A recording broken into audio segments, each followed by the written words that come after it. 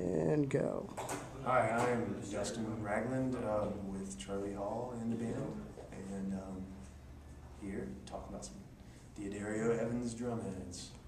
How'd you get into Evans? Like, why'd you use Evans heads as opposed to, say, another brand? Well, honestly, to start, I just kind of was trying different things. I wasn't necessarily decided on what kind of sounds I wanted, and so I thought, I'm going to give these guys a shot, and I liked some of the, especially the EC coated heads and some of the fun stuff they did with reverse dots and all the sound control. So I thought I'd try those out. How'd you get your style? Who do you think you based it off of? Is there one drummer in particular you try to mimic when you were younger? Or? Well, when I was a kid, when I started playing, my dad, I was watching the Sting video. I liked the Ten Summoner's Tales, this video of them in the studio. My dad said, watch that guy right there, Vinny Colaiuta. He's the best, he's one of the best. And so I've always been clued into him as like the technical guy that I follow. And then there's another guy named Matt Johnson who played the Make Off Roadside Monument. That's kind of the crazy backwards, upside down, creative side of things. And then right now I'm really obsessed with Dave King from the Bad Plus and Halloween Alaska Muff Cars. And so I've been trying to absorb a lot of Dave King stuff right now. Why Christian music and not secular music? Well, I mean, it depends on the length of the conversation that we have in terms of, for me, there's not a large line between the music that is called Christian and music that is called secular in terms of, I think that God inhabits any imagination and creativity that God is inhabiting.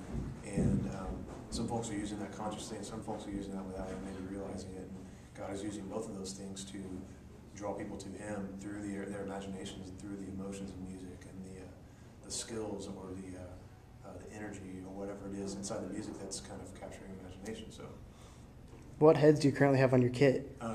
Currently at home, I just put a G1 coated on my snare, but I'm actually going to go to a G2 because with the kind of stuff that we were playing, I was playing some shows with some more normal stuff and it's kind of pitting a little bit. So I'm going to do a G2 coated. And that's generally what I'll do on my snare and toms. I kind of go back and forth between the snare being an EC2, the reverse dot, I think is what it's called, the reverse silver dot, and the sound control on the side. And I like that one a lot for some real good like fat snare sounds. And I actually still have that head that I use just to bang on as like a sound effect. And so I'll use that old EC2 head to do that. And then kick-wise using the EMAD for the kick, and then but using a clear for that. Yeah, and then just resin heads in there. So. Do you prefer smaller venues or the bigger venues, or do you really have a preference when you're playing?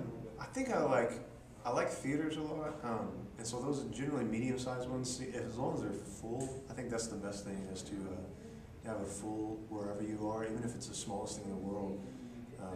When everybody's kind of packed together and sharing the music together, that's where a lot of like cool fun comes out. So, but. I don't know, I would say medium-sized theaters, not large or small, but maybe big-sized theaters. So.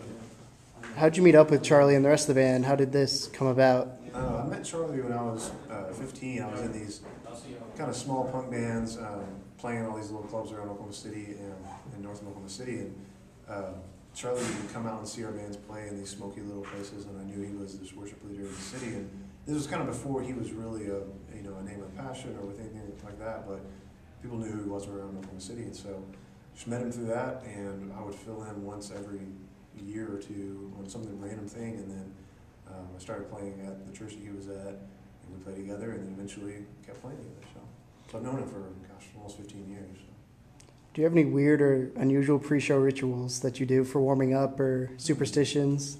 I don't know. I generally like to have some kind of like downtime before we play. Like tonight, for example, I didn't have any downtime. I was just going into the deal. To really kind of wrap your head around where you're at. I mean, I like to get actually out in the towns. If we're around a place, I like to be able to get out and see where we're at to kind of feel like, get a little bit of sense of place versus like you're just coming in and playing and then you're heading back out. Instead, you kind of have each one stays unique. And I also get really, really tired if there's time before we play because I get really anxious and I'm really ready to play. And so my body like goes the opposite direction and I'll just be sitting there with loud music on the side of the stage going like, about to fall asleep right before we play, so it's kind of random. But.